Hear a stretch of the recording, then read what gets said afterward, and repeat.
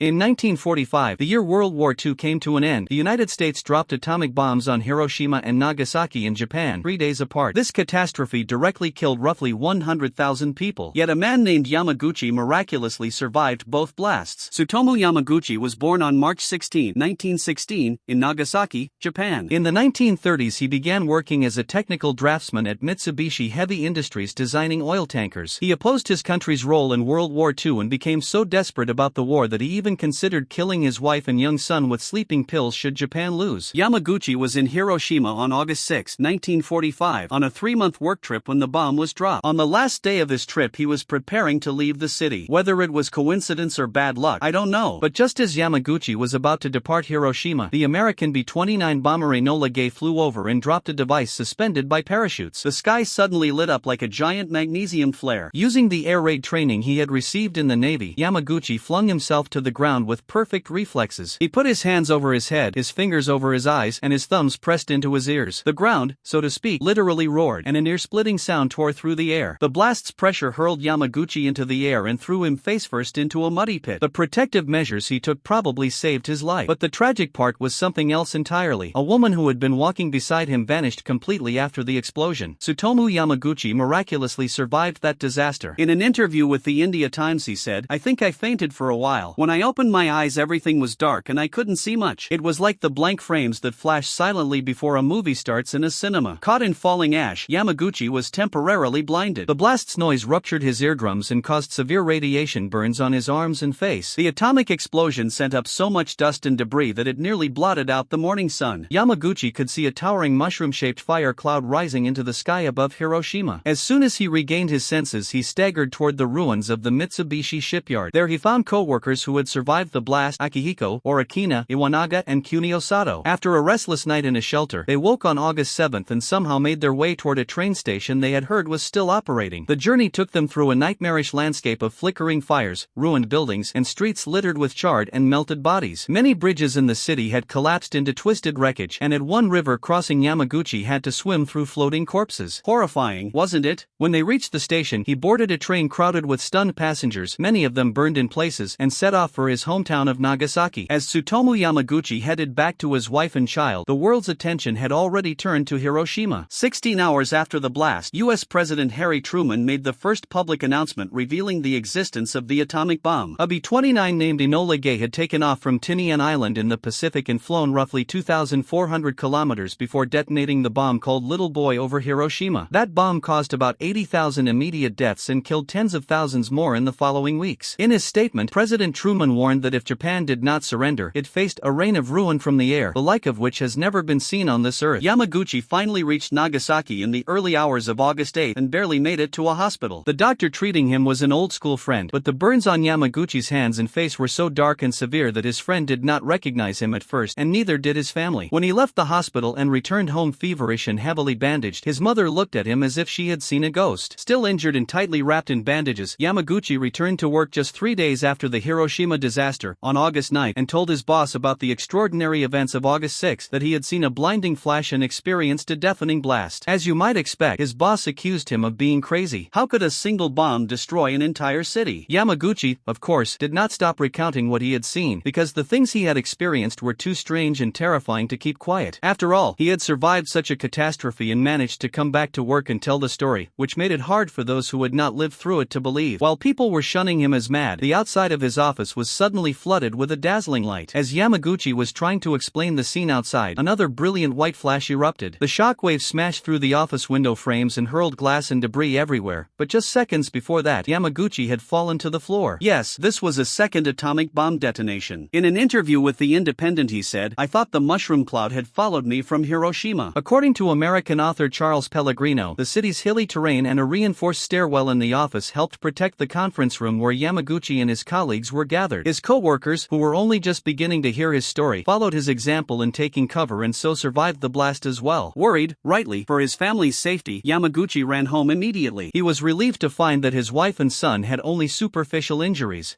In the following weeks he experienced high fevers, severe hair loss, constant vomiting, and other symptoms of radiation sickness. The atomic bomb that struck Nagasaki was even more powerful than the one dropped on Hiroshima. But as Yamaguchi would later learn, the city's hilly topography and the reinforced stairwell in the office combined to muffle the force of the blast inside the building. The bandages he wore were torn away, and he was exposed to another wave of cancer-causing radiation, yet he survived relatively unscathed. Tsutomu Yamaguchi had experienced 2 nuclear explosions in a single day. He was indeed fortunate enough to survive the second blast, but his story was far from over. After returning from Hiroshima, while his wife was searching for ointment for her burns, she and their baby had sheltered in a tunnel during the Nagasaki blast, another strange twist of fate. Had Yamaguchi not been injured in Hiroshima, his family might have perished in Nagasaki. In the days that followed, the cumulative effect of the double radiation dose became apparent. His hair fell out, the wounds on his arms turned gangrenous, and he kept vomiting. On August 15, when Japan's Emperor Hirohito announced the country's surrender over the radio, Yamaguchi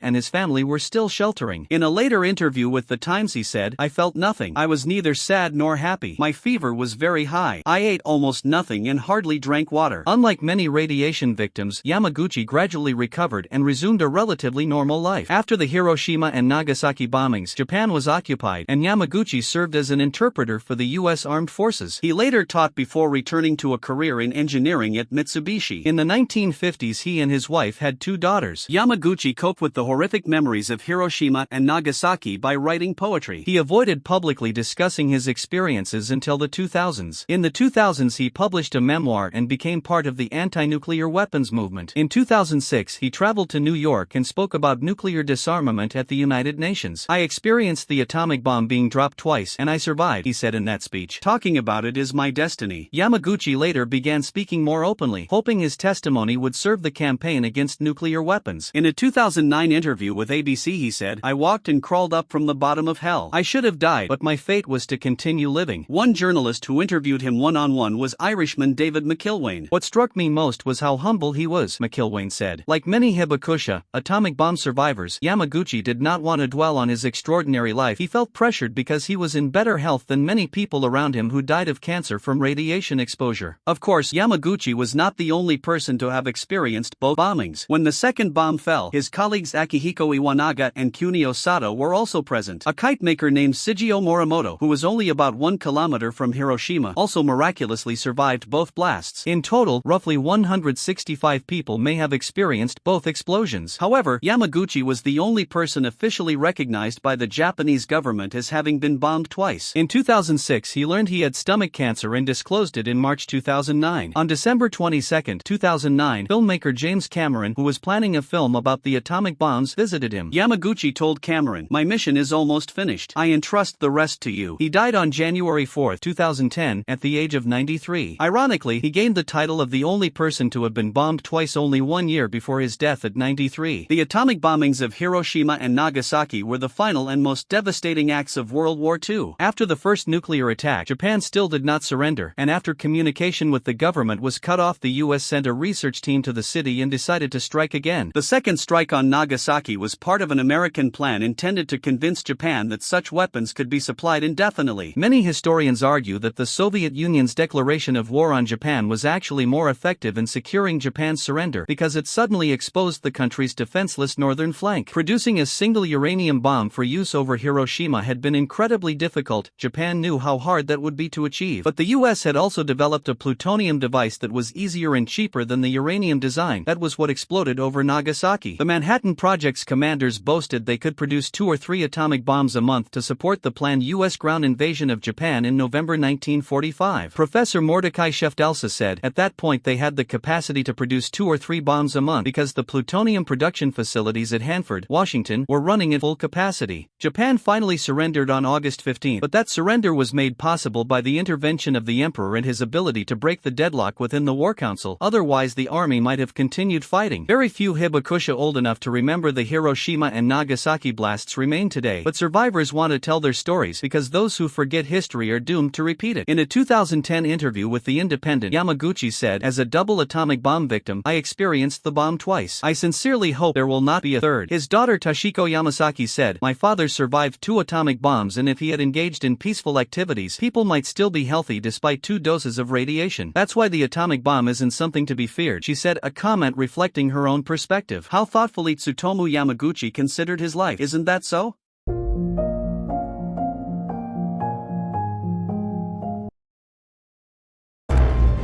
We have spent more than $2 billion on the greatest scientific gamble in history.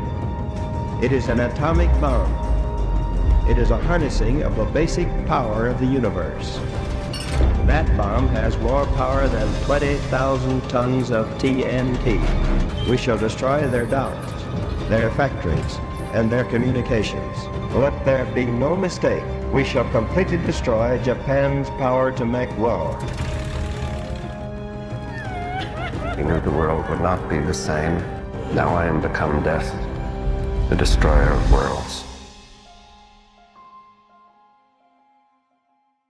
A short time ago, an American airplane dropped one bomb on Hiroshima. The Japanese began the war from the air at Pearl Harbor. They have been repaid many-fold, and the end is not yet. With this bomb, we have now added a new and revolutionary increase. In their present form, these bombs are now in production, and even more powerful forms are in development. We are now prepared to destroy, more rapidly and completely, every productive enterprise the Japanese have in any city. Let there be no mistake. We shall completely destroy Japan's power to make war. This is just in, ladies and gentlemen. President Truman just announced the first ever use of a new secret weapon, an atomic bomb of unparalleled strength. The bomb was deployed 16 hours ago and engulfed Hiroshima in a mushroom of fire. Japanese officials have confirmed the immediate loss of over 78,000 lives following the blast, with the total number of casualties now exceeding 130,000. If the Japanese insist on continuing resistance beyond the point of reason, their country will suffer the same destruction as Germany. Our blows will destroy their whole modern industrial plant and organization, which they have built up during the past century, and which they are now devoting to a hopeless cause.